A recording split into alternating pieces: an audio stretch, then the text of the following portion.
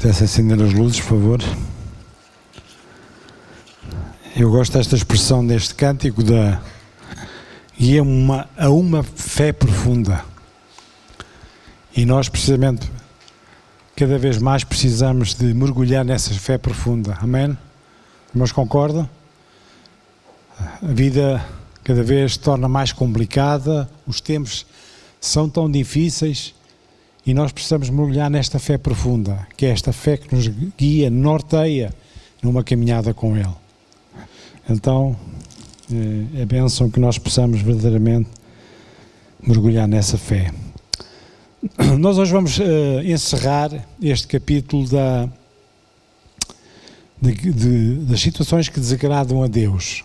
E vimos também em contraponto aquilo que agrada a Deus. E só de uma forma muito genérica, nós estivemos a abordar a passagem de Provérbios no capítulo 6, versos 16 a 19, vimos as 7 coisas que Deus abomina, que Deus detesta, olhámos para a altivez no primeiro dia, e em contraponto aquilo que nós devemos fazer que agrada a Deus, confessar as nossas faltas, ter respeito e consideração pelos outros, ser um servo, ser grato a Deus pela realização das boas coisas, mas sempre dando mérito a Deus. Depois, no segundo dia, abordámos a língua mentirosa, vimos o poder que a língua tem no caso negativo, a forma como ela pode destruir com a agressividade, com a murmuração, o boato, a calúnia e a mentira. E para agradar a Deus, nós concluímos que, mesmo que isso nos prejudique, nós temos sempre, como filhos de Deus, falar a verdade. Na última quinta-feira nós falámos sobre a violência e mãos que derramam sangue inocente. E abordámos a intenção do coração e a ação.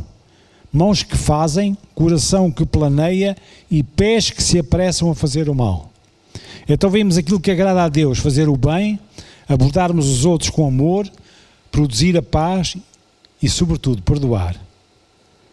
Hoje nós vamos terminar, não baseando-nos agora na passagem que temos estado a ler, e claro que não tivemos neste mês de tempo para abordarmos muitas questões sobre aquilo que desagrada a Deus e aquilo que é do seu agrado, mas eu gostava de terminar hoje sobre uma coisa que é tão importante e que muitas vezes nós resvalamos para isso: idolatria. Ora, idolatria, os irmãos sabem que é prática da adoração a ídolos, quer sejam religiosos ou não. E nós vamos ver as duas fações. E isto desagrada mesmo a Deus. Nós vamos abordar, em primeiro lugar, a idolatria no sentido religioso, agora nas imagens de escultura. E nós, quando falamos em idolatria, vem-nos logo à mente o pecado exclusivo dos pagãos, mas está longe de ser só um pecado deles. Ou seja, a maior parte das expressões de desagrado por causa da idolatria destinam-se ao povo de Deus. E nós vamos ver alguns exemplos. Em Deuteronômio, no capítulo 12, e vamos ver aqui várias passagens do Velho Testamento, Deuteronômio 12, do capítulo 12, versos 2 a 4, vemos aqui como Israel é advertido contra a prática da idolatria. E a passagem diz assim: totalmente destruireis todos os lugares onde as nações que possuireis serviram os seus deuses, sobre as altas montanhas, sobre os outeiros e debaixo de toda a árvore verde. E derribareis os seus altares e quebrareis as suas estátuas, os seus bosques queimareis a fogo, e abatereis as imagens queimareis a fogo, abatereis as imagens esculpidas dos seus deuses e apagareis o seu nome daquele lugar. Assim não fareis para com o Senhor vosso Deus. Portanto, isto era uma advertência contra esta prática que começava a ser frequente com o povo de Israel. E depois em Êxodo, vamos mais atrás, no capítulo 32, versos 4 a 7, vemos aqui como Israel desobedece à instrução do Senhor e cai na idolatria. Israel primeiro é advertido, mas Israel tem com frequência caído nesta idolatria. Então no capítulo Êxodo 32, 4 a 7 diz assim: e ele tomou em suas mãos e formou o ouro com um burilo e fez dele um bezerro de fundição. Então disseram: estes são os teus deuses, ó Israel, que te tiraram da terra do Egito. E Arão, vendo isto, edificou um altar diante dele, e Arão apregou e disse: amanhã será festa ao Senhor. No dia seguinte madrugaram e ofereceram holocaustos e trouxeram ofertas pacíficas, e o povo assentou-se a comer e a beber. Depois levantaram-se a folgar. Então disse o Senhor a Moisés: vai, desce, porque o teu povo que fizeste subir do Egito se tem corrompido. Então, enquanto Moisés estava a demorar a chegar até o povo, porque ele estava retirado no monte, Arão, o que é que ele foi logo fazer? Foi fazer uma estátua, um bezerro de ouro, para o povo começar logo a adorar este ídolo. Então, esta era a instrução que Israel estava advertido contra esta prática. E o povo de Israel tinha aprendido a servir só ao Senhor. Em primeiro lugar, a colocar-se sob a sua autoridade, a temer a Deus. E vamos novamente a Deuteronômio no capítulo 12 e no verso 2 a 4, como nós lemos, em que a orientação é destruir todos os lugares, derribar os seus altares, e assim não fareis para com o Senhor. Era esta a ordem. Então havia uma exortação a colocar-se sob a autoridade e sob a dependência de Deus. Em segundo lugar, havia também um chamamento a obedecer aos seus padrões. E no mesmo capítulo, no versos 5 e 6, diz assim, aliás, no verso 14, capítulo 12, verso 14, diz: mas no lugar que o Senhor escolher numa das tuas tribos, ali oferecerás os teus holocaustos e ali farás tudo aquilo que te ordeno. Esta era a ordem do Senhor. Ali tu oferecerás os teus holocaustos. Depois também tinha uma ação de honrar e ofertar. No mesmo capítulo, no verso 5 e 6 diz: e ali trareis, verso 5, mas buscareis o lugar que o Senhor vosso Deus escolher de todas as vossas tribos, para ali pôr o seu nome e a sua habitação, e ali vireis.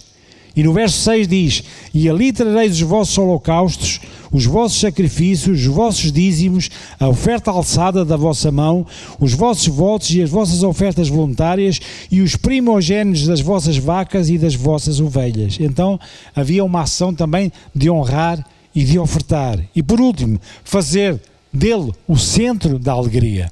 No mesmo capítulo, no verso 7 diz: e ali comereis perante o Senhor vosso Deus, e vos alegrareis em tudo, em que poreis a vossa mão, vós, as vossas casas, no que te abençoar o Senhor vosso Deus. Vos alegrarei em tudo. Então, isto é aquilo que Israel tinha aprendido na dependência do Senhor. E todos estes aspectos, meus queridos irmãos, estão relacionados com a verdadeira adoração genuína perante Deus. E se falta algum aspecto nesta adoração, pode ser uma adoração incompleta ou falsa. Então, vamos abordar um pouco o que é a idolatria. E neste caso nós temos que considerar que os ídolos são matéria, fruto da imaginação criativa humana. As imagens são aquelas que nos desviam do verdadeiro Deus. E nós, claro, como filhos de Deus, já compreendemos, já sabemos, mas estamos agora a fazer só uma análise daquilo que é importante até nós sabermos, para podermos eventualmente falar disso a alguém, daquilo que está escrito na Palavra de Deus. Então em Jeremias, vamos agora ao livro de Jeremias, mais à frente, no Velho Testamento, no capítulo 2, e falando sobre este desvio do verdadeiro Deus, daquilo que a imagem de escultura nos desvia de Deus, está escrito em Jeremias, no capítulo 2, e no verso 27 e 28.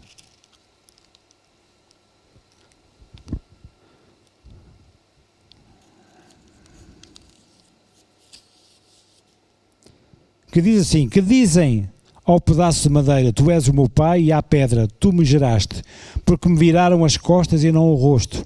Mas no tempo do seu aperto dirão: levanta-te e livra-nos. Onde, pois, estão os teus deuses que fizeste para ti? Que se levantem, se te podem livrar no tempo da tua tribulação, porque os teus deuses, ó Judá, são tão numerosos como as tuas cidades. E aqui quer significar verdadeiramente, no tempo da aflição, onde estão os teus deuses, aqueles que tu os fizeste? Estes deuses, não, o único Deus é o único que pode livrar e que podia livrar este povo. Depois, estas imagens são sem valor, estes ídolos. Em Jeremias, no capítulo 2, continuamos no capítulo 2 e no verso 5, diz assim: assim diz o Senhor, Jeremias 2,5, que defeito os seus antepassados encontraram em mim para que se afastassem tanto? Esta é a pergunta. Eles foram atrás de ídolos inúteis e eles próprios se tornaram inúteis. Depois tem a ver com deuses inúteis e falsos. Jeremias no capítulo 2 e no verso 11, no mesmo capítulo, verso 11 diz assim: alguma vez uma nação trocou os seus deuses por outros, mesmo que não sejam deuses de verdade? O meu povo, no entanto, trocou o seu Deus glorioso por deuses inúteis. Vejam aqui a simbiose da inutilidade, deuses inúteis e deuses falsos. Mas o povo de Israel estava sempre completamente pronto a entrar nesta idolatria.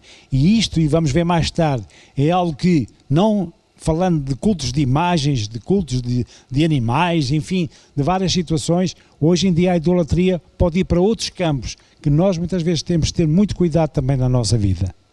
Assim, a adoração dos ídolos é colocar alguma coisa em lugar que pertence somente a Deus. A adoração dos ídolos é confiar em quem não é Deus. A adoração dos ídolos é seguir a orientação que não vem de Deus. A adoração dos ídolos é honrar ao que ou quem não é Deus. Também é fazer com que algo ou alguém seja o centro das alegrias, da nossa alegria. E também corresponde àquilo que iremos ver um pouco mais tarde, que é o nosso emprego, a nossa casa, o nosso hobby, o nosso lazer, o dinheiro, uma série de ídolos que fazem parte de uma idolatria muito contemporânea hoje em dia. E Deus desagrada-se precisamente com a idolatria, Ele expressa a sua indignação e a sua reprovação. E vamos ler em Jeremias novamente, mas no capítulo 2 e no verso 7. E ele diz assim, capítulo 2, verso 7, e eu vos introduzi numa terra fértil para comerdes o seu fruto e o seu bem. Mas quando nela entraste, contaminaste a minha terra e da minha herança fizeste uma abominação. Contaminaste a minha terra. Então, ao mesmo tempo que o povo entrava neste campo de idólatra, ele estava a contaminar a terra e abominava a sua herança. Abominava aquilo que realmente desagradava a Deus completamente. Israel vivera e desfrutara na condição de servo e de adorador, na fidelidade, na devoção, no seguir, na bênção e na proteção. E no Jeremias 2, 2 e 3 vemos precisamente isto. Jeremias 2, 2 e 3 diz: vai e clama aos ouvidos de Jerusalém, dizendo, assim diz o Senhor, lembra-me de ti, da beneficência da tua mocidade, do amor dos teus desposórios, quando andavas após mim no deserto, numa terra que se não semeava. Então Israel era santidade para o Senhor e era as primícias da sua novidade. Todos os que o devoraram eram tidos preocupados. O mal vinha sobre eles, diz o Senhor. Então, esta era a bênção e a proteção que estava sobre a vida de Israel. E Jeremias profetiza depois, entretanto, por causa da idolatria do povo. Ele põe em ação várias profecias e no capítulo 1, um pouco no capítulo anterior, diz assim no verso 16, Jeremias 1, verso 16, diz assim, e eu pronunciarei contra eles os meus juízos por causa de toda a sua malícia, pois me deixaram a mim, queimaram incenso a deuses estranhos e se encurvaram diante das obras das suas mãos. Ou seja, afastaram-se do Senhor irracionalmente. Provocaram ingratidão e esquecimento. Jeremias 2,6 diz precisamente, e não disseram, onde está o Senhor que nos fez subir da terra do Egito, que nos guiou através do deserto por uma terra de ermos e de covas, por uma terra de sequidão e sombra de morte, por uma terra que ninguém transitava e na qual não morava homem algum. Onde está o Senhor? Esquecimento. Eles esqueceram precisamente daquilo que Deus estava a guiar na vida do povo de Israel. Depois rebeldia. Inicialmente, essa rebeldia vista nos líderes da nação. No mesmo capítulo 2 e no verso 8 diz, os sacerdotes não disseram, onde está o Senhor? e os tratavam da lei, não me conheceram, e os pastores prevaricaram contra mim, e os profetas profetizaram por Baal, e andaram após o que é de nenhum proveito. Então todos estes se rebelaram contra o Senhor. Pois eles substituíram o Senhor.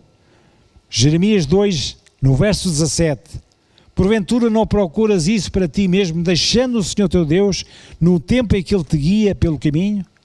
Eles deixaram o Senhor Deus, eles substituíram-no. Depois temos a prostituição. Jeremias 2, no verso 20, que diz assim: há muito tempo quebrei o jugo que o oprimia e despedacei as correntes da sua escravidão. Ainda assim você disse: jamais o servirei. No alto dos montes e debaixo de toda a árvore verdejante, você se prostituiu ao se curvar para os ídolos. Vejam a expressão tão dura, que aquele povo, ao curvar-se para os ídolos, ele estava a fazer um ato de prostituição. E também, finalmente, pela independência. No mesmo capítulo, no verso 31, diz assim: ó geração, considerai vós a palavra do Senhor, porventura tenho eu sido para Israel um deserto, ou uma terra de mais espessa escuridão? Porque depois diz o meu povo: desligamo-nos de ti, nunca mais a ti viremos. Então o povo estava com a atitude de desligar-se completamente. Esta era a independência, má independência. Então a idolatria, meus queridos irmãos, tira Deus do seu devido lugar. E de uma forma só de analisar porque é que o povo de Israel frequentemente entrava neste campo de idólatra. Porque é que tanto isto fascinava o povo israelita? Em primeiro lugar, irmãos, as nações pagãs que circundavam Israel, elas criam que a adoração a vários deuses é superior àquela de um único Deus. O povo de Israel, como sofria a influência dessas nações, imitava esses povos e desobedecia a Deus. Em segundo lugar, os deuses pagãos dessas nações não requeriam o tipo de obediência que o Deus de Israel requeria. Muitas religiões incluíam imoralidade sexual no seu culto e isso atraiu o povo. Em terceiro lugar, por causa do elemento demoníaco da idolatria, ela às vezes oferecia, digamos, benefícios materiais e físicos. E podemos ver que, por exemplo, os deuses da fertilidade prometiam o nascimento de filhos, os deuses do tempo prometiam as condições meteorológicas ótimas para as colheitas, os deuses da guerra prometiam proteção dos inimigos, e isso fascinava os israelitas que se desviavam dos caminhos de Deus e começavam a servir esses ídolos. Isto era uma nota, digamos, vá lá, histórica, porque é que isto acontecia. Agora vamos abordar um pouco as consequências do pecado de idolatria.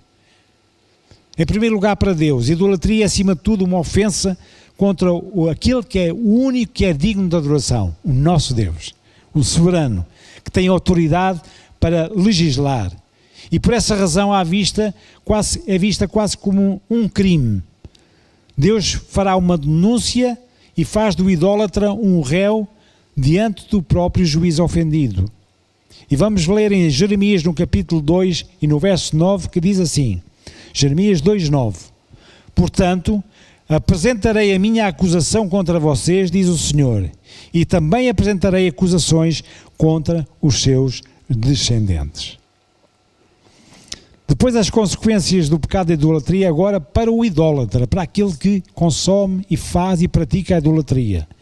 Algo sem valor, em primeiro lugar. Ao não dar valor a Deus, adorar o que não tem valor, torna-se sem valor.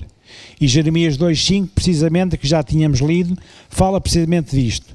Então, esta expressão que nós vemos em Jeremias 2:5, que de feito os seus antepassados encontraram a mim para me afastarem tanto, foram atrás de ídolos inúteis e eles próprios se tornaram inúteis. Depois é feita abominação, causa repulsa. Jeremias no capítulo 2 e verso 7, vamos ler esta passagem também, que eu acho que já lá lemos. E eu vos introduzi numa terra fértil para comerdes o fruto e o seu bem, mas quando nela entraste, contaminaste a minha terra e a minha herança e fizeste abominação. Depois tem a ver com escravidão também. Enquanto andavam com Deus, eles desfrutavam da bênção de Deus. Mas quando eles abriam a porta ao pecado, a presença e a proteção de Deus, elas saíam. e eles ficavam escravos do pecado. Jeremias, no capítulo 2, verso 14, ilustra precisamente isto, que diz assim: acaso é Israel um servo ou um escravo nascido em casa? Porque pois veio a ser presa. E no verso 17 que diz: porventura não procuras isso para ti mesmo, deixando o Senhor teu Deus no mesmo tempo em que Ele te guia pelo caminho?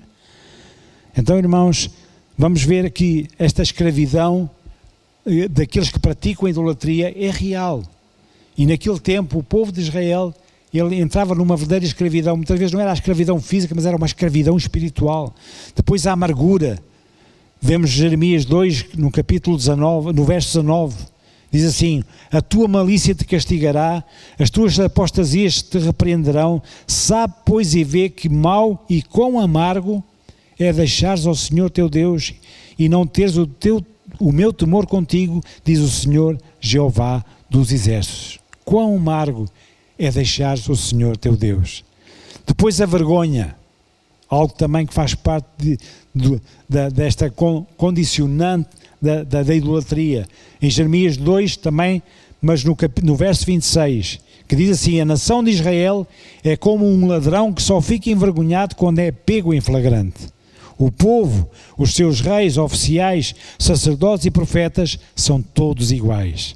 Então, a nação era envergonhada, fica envergonhada quando era ela posta e era encontrada em flagrante. E, meus queridos irmãos, resumindo mesmo, a idolatria é algo que desagrada a Deus.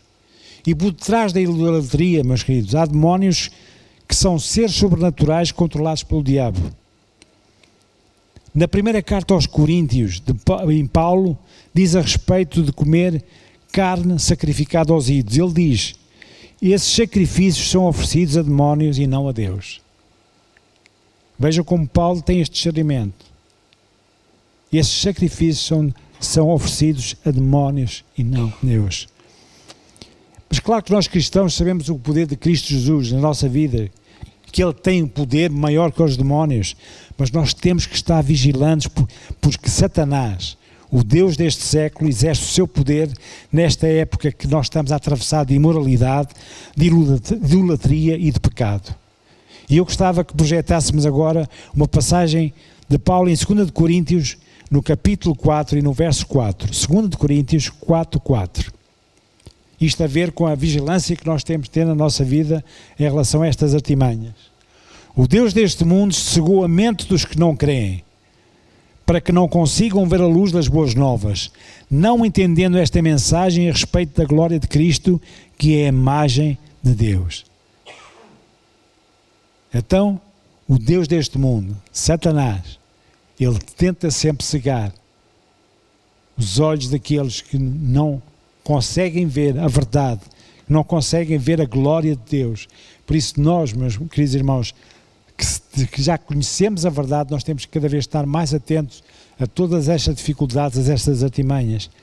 Há que nos colocarmos verdadeiramente sob a autoridade de Deus, obedecer aos seus padrões, honrá-lo e fazê-lo essencialmente o centro da nossa vida. Amém, irmãos? Vamos fazer isso, irmãos. Vamos ler agora uma passagem que gostava que projetássemos, também do apóstolo Paulo, em 1 Tessalonicenses, no capítulo 1, e do verso 8 a 10.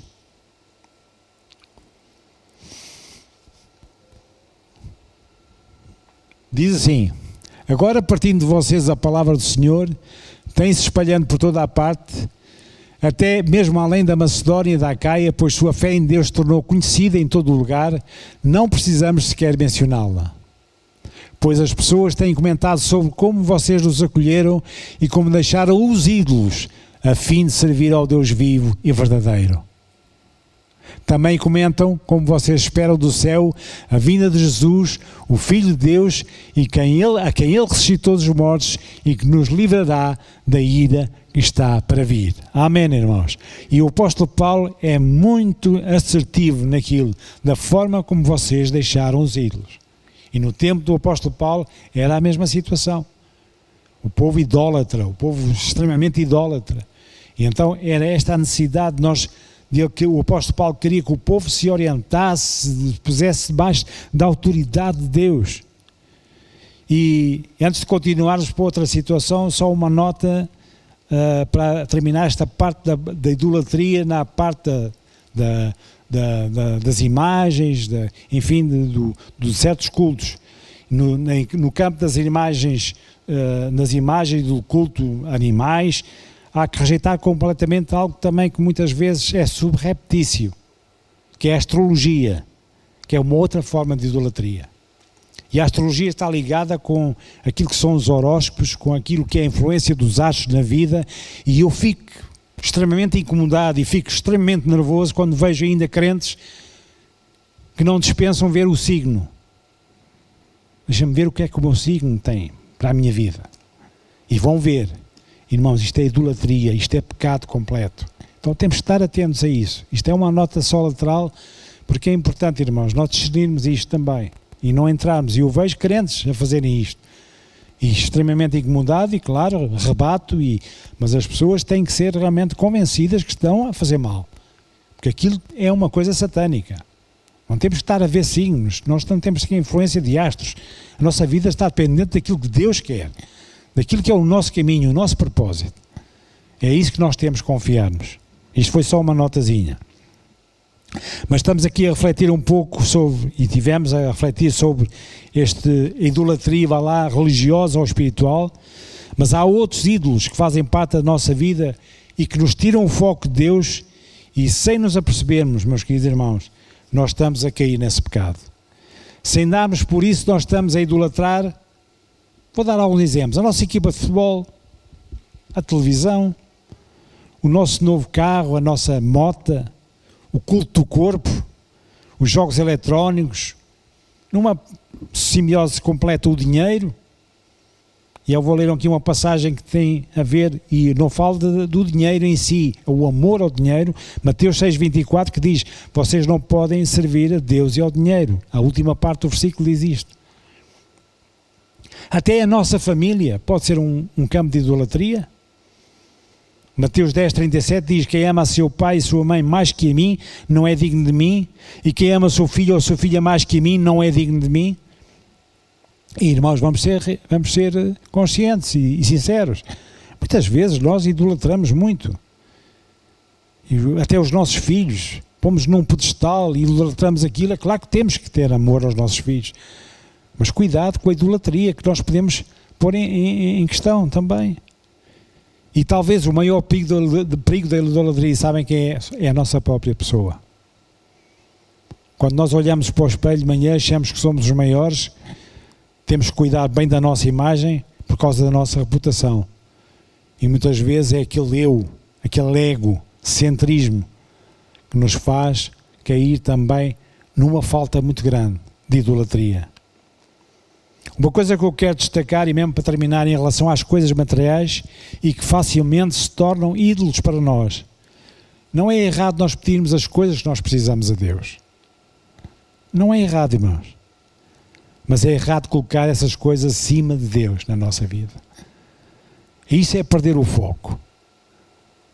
Não é errado nós termos uma boa situação financeira. Não é errado nós vemos irmãos ricos na igreja. Graças a Deus por isso.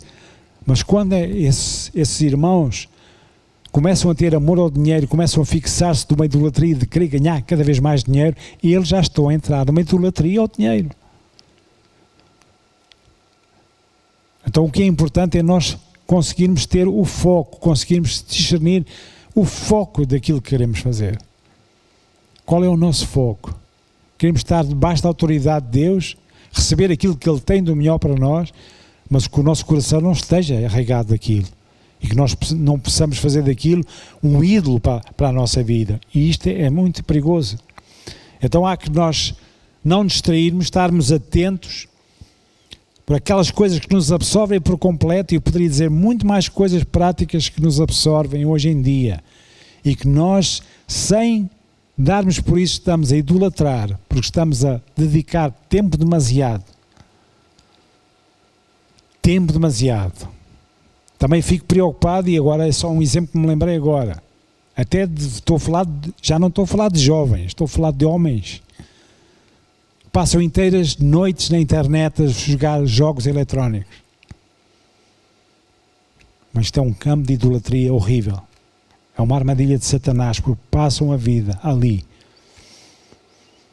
Não têm disponibilidade para outras coisas para Deus, mas ali têm. E estão ali amarrados. Então temos de estar muito conscientemente alertados para esse perigo para a nossa vida.